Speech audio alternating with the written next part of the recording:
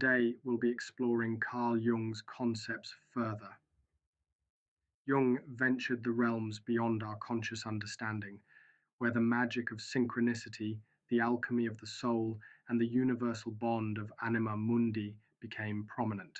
We'll delve into the realm of synchronicity, where every moment illuminates the paths our lives are meant to take, and discuss how, similar to alchemy, this journey seeks to turn us from lead into gold. This is the quest for wholeness, the discovery of the philosopher's stone, the symbol of our truest selves. Let's dive right into the heart of this journey. In the grand dance of the universe, there lies a concept both fascinating and mysterious. This is the world of synchronicity, a concept brought to light by the brilliant mind of Carl Jung. Jung, a Swiss psychiatrist, ventured deep into the human psyche and unraveled how certain events in our lives align too perfectly to be mere coincidence. So, what does this mean? Imagine thinking of an old friend you haven't spoken to in ages, and right at that moment they call you. Carl Jung called these moments synchronicity, a meaningful connection beyond mere coincidence. But how does our understanding of probability make sense of such events? Well, the most common, frequentist view of probability might argue against the significance of our encounter, attributing it to random chance. This view is grounded in the objective analysis of long-term frequencies. However, synchronicity challenges this view on a very simple concept: subjective meaning. While a frequentist might try to calculate the odds of a synchronistic events occurring, they would likely view its significance as mere coincidence, not acknowledging the deeper subjective meaning that Jung attributed to such events. I say try, as calculating the subjective experience of thinking of an old friend may be a little outside of such parameters. Bayesian probability may assist. Bayesian probability, which incorporates prior knowledge and updates beliefs as new evidence is presented, offers a more flexible framework for understanding synchronicity. This approach can accommodate the subjective, meaningful nature of synchronicity by allowing personal experiences and beliefs to influence the interpretation of such events. For example, you might have a belief about the likelihood of a friend reaching out to you based on your past interactions. Then new evidence emerges, such as a dream about the friend contacting you. Bayesian probability uses this evidence to update your prior belief. This new, updated belief about the likelihood of an event occurring reflects a synthesis of what you originally thought and what the new evidence suggests, establishing an increased belief in the connection between your dreams and real-world events. This model allows individuals to interpret meaningful events not as isolated or random occurrences, but as part of a broader narrative of their lives. It acknowledges that personal meaning and intuition play a significant role in how we interpret events, providing a structured way to incorporate these subjective experiences into our understanding of the world. Though this form of Bayesian probability is not the end of the story, it was advanced several times by multiple thinkers such as Bruno de Finetti and Frank P. Ramsey in the early 20th century. These thinkers, among others, contributed to the development of subjective probability theory. Subjective probability aligns most closely with Jung's concept of synchronicity. This approach is based on personal judgment and belief about the likelihood of a subjectively meaningful event, rather than on objective frequency or updated evidence. That is, it does not rely on long-term frequency data, as in the frequentist approach, nor does it necessarily require a prior probability that is updated with new evidence, as in the Bayesian approach. Instead, subjective probability is based on an individual's intuition, experiences, and personal assessment of how likely an event is to occur. It's worth noting that critics of subjective probability would argue it strays too far from empirical evidence. At this point, I would also like to direct toward our other videos about phenomenology and empiricism, which delve into this in more detail. Later in this video, we discuss how subjective probability aligns with synchronicity within the framework of an anima mundi or world soul. But as a quick example, think of it this way. Life is like a tapestry. Each thread represents different events, people, and dreams in our lives, weaving together to form the bigger picture. Synchronicity is the needle that threads these seemingly disparate pieces together, revealing patterns and connections. In this context, thinking about an old friend and their subsequent contact isn't random, but influenced by the underlying connections within our shared consciousness. Subjective probability lets us understand these special moments through our own beliefs, refreshing how we see the world. In essence, this approach recognizes how our personal thoughts and feelings can shape reality, making sense of these surprising connections in a flexible and evolving way. Synchronicities could be understood as emergent phenomena that arise from the complex interplay of individual perspectives and intentions. This aligns with the idea that the universe is a web of interconnected consciousness, where each agent's subjective experience contributes to the creation of a shared reality.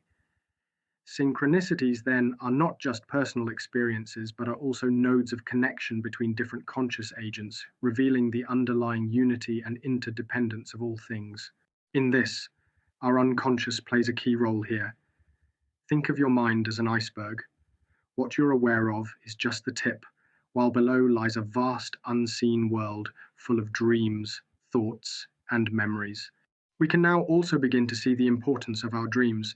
These often tap into this unseen world, bringing forth symbols and messages that can pop up in our daily lives, hinting at the interconnectedness of all things. A hobby you picked on a whim or a chance encounter that opens the door to new opportunities are not just happy accidents, they're the play of synchronicity at work. In today's digital age, synchronicity seems more prevalent.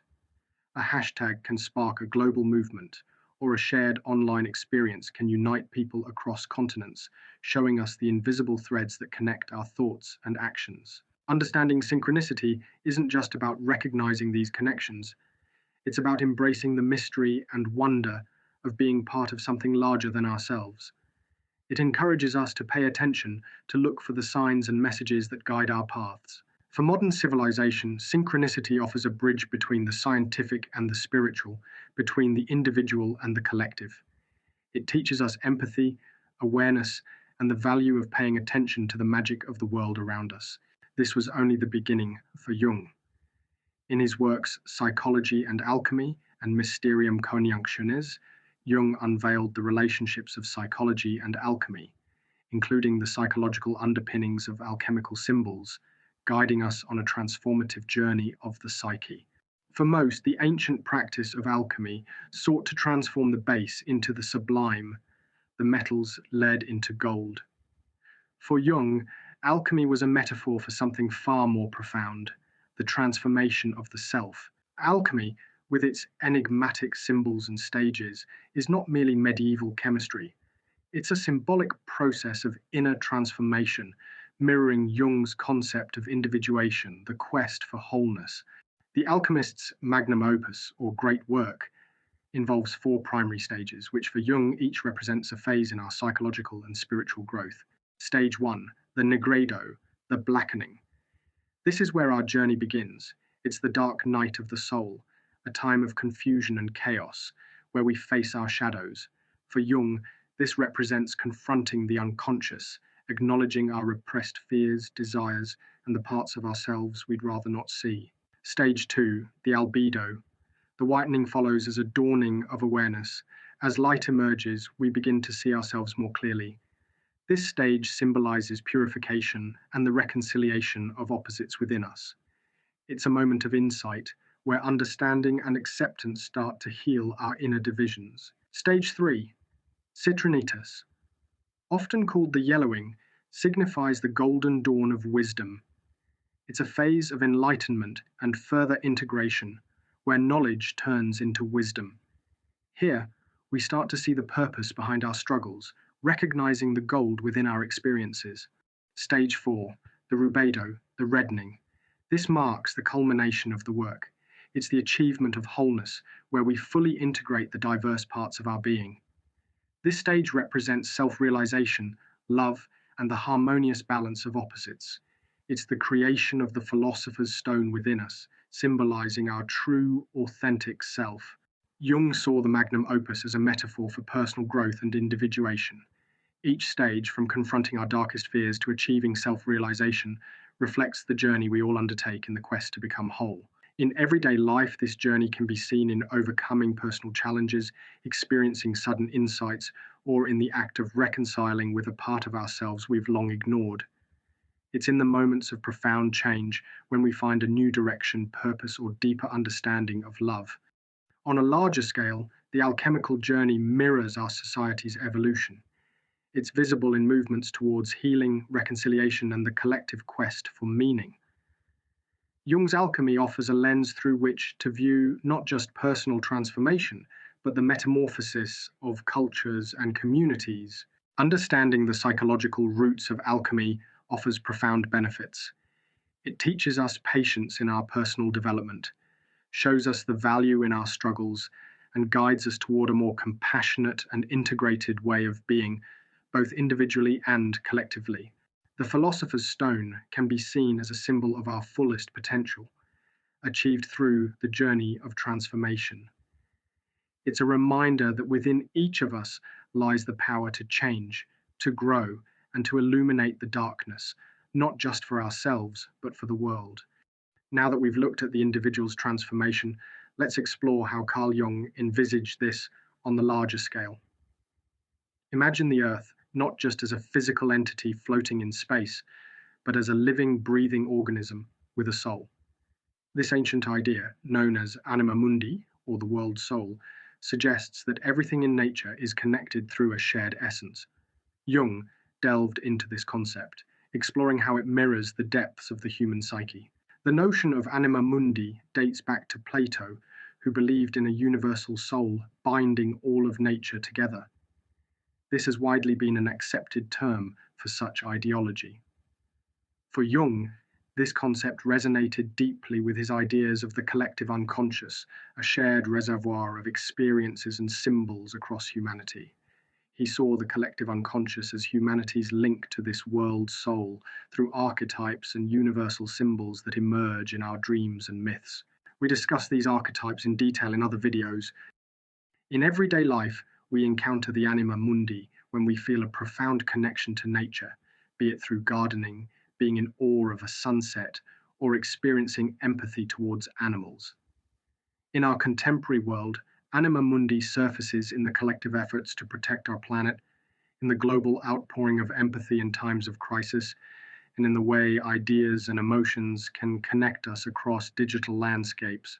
Understanding this interconnectedness encourages us to live more sustainably, recognizing that the well-being of one is intertwined with the well-being of all. It fosters compassion for all living beings and a sense of unity, dissolving the illusion of separation between us and the natural world. Jung believed that acknowledging this connection could lead to greater wholeness in the individual, mirroring the journey towards individuation.